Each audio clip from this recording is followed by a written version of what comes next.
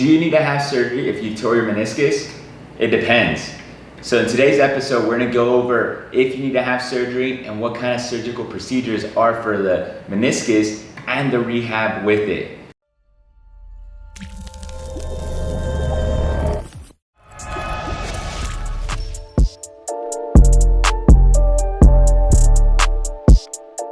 My name is Dr. Marco Lopez, physical therapist and co-founder of the Basketball Doctors. Our goal in the Basketball Doctors is to empower the basketball community with evidence-based information regarding rehab, performance, and return to sport. This is all just for educational purposes, not medical advice. So if you seek medical advice, reach out to your local physical therapist, physician, or send us an email. We're in Los Angeles. If you need to come by, just shoot us an email. But let's just jump into the topic about meniscus tears in regards to the rehab. Do you need to have surgery? So that's one of the most common questions we get. Do I need to have surgery if I tear my meniscus? And the answer is, it depends. The reason is, let's kind of go back into what is a meniscus. So the meniscus is the cushion of the knee. And check out this video, we go over all things meniscus, but this is the cushion of the knee. There's two types of meniscus, or there's two different types, the lateral and the medial. And we also have the white zone and the red zone within each meniscus. The white zone doesn't have blood supply, the red zone does. When there is blood supply, then that helps with some of the healing process. But the thing is, when we talk about the meniscus tear, the most important factor on determining if you need to have surgery is the mechanical symptoms that are present. Mechanical symptoms meaning locking. The reason is, so here's your meniscus. If your meniscus is torn, sometimes that tear goes inside the knee joint and causes locking. Locking meaning I'm gonna try to extend my knee and it locks and I can't move it and it takes me out for a while.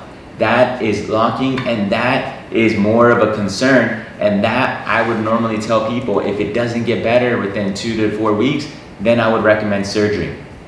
The reason is that meniscus, like I mentioned guys, is inside the knee joint, and almost whatever we do in rehab, yeah, it might decrease your symptoms, but you might always have that locking or catching because there's a floating piece of meniscus in that knee joint, or that flap is just on that knee joint. So that's why I would recommend surgery. And in regards to the surgery, we're gonna talk about the different types of surgeries.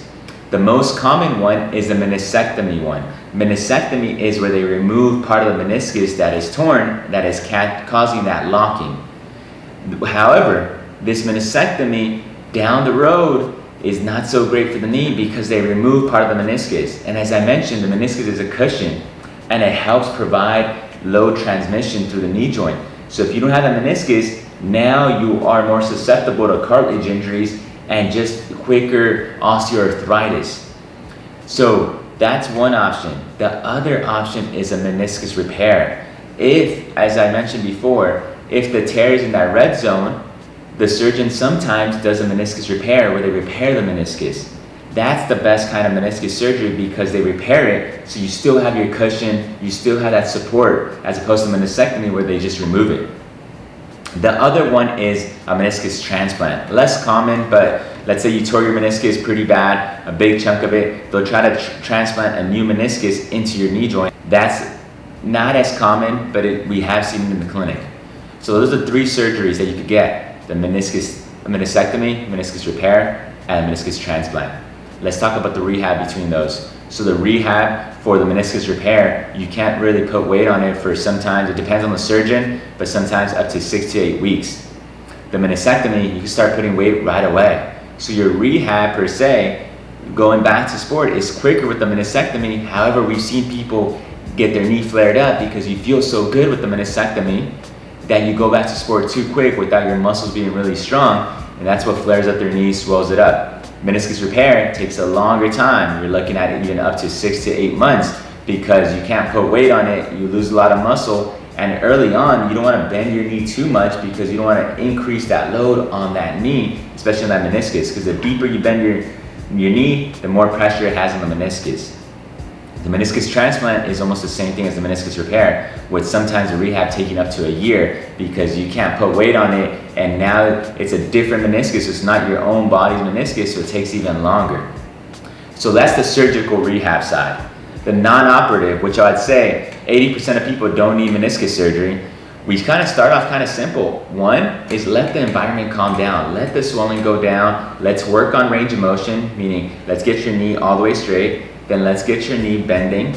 Then let's start working on strengthening your muscles, because what we want to do is we want to improve the strength of the muscles to help with that active absorption of the force from the ground. So whenever you're walking, the way you absorb force is by two ways. One, active versus passive. Active is through the muscles, passive is through the joints, meniscus, ligaments. So what we want is those muscles to absorb a lot of the force.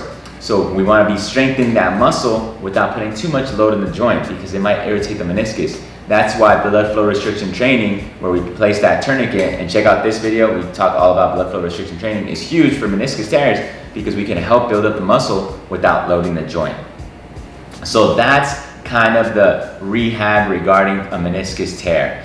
So to recap, if you tear your meniscus, one, the most important thing we have to look at is, do you have mechanical symptoms? Does your knee lock up? If your knee locks up, then we would recommend surgery. And those are the three types of surgeries: meniscectomy, meniscus repair, and a meniscus transplant. If you don't have locking, go through the physical therapy route. They've shown studies over and over that non-operative treatment / physical therapy provides actually superior results, or about the same as a surgical procedure. So work on that rehab, working on strengthening the muscles in your leg, and working on your walking, working on range of motion, and you should be fine. It might be painful early on, but long term, you're better off by preserving as much meniscus as you can. Hopefully you found this video informative and you learned a lot about meniscus tears and if you need to have surgery or not. If you have any questions, feel free to send us an email at admin@thebasketballdoctors. Hit the like button, hit the subscribe button, and share this with friends and family. Let's ball for life.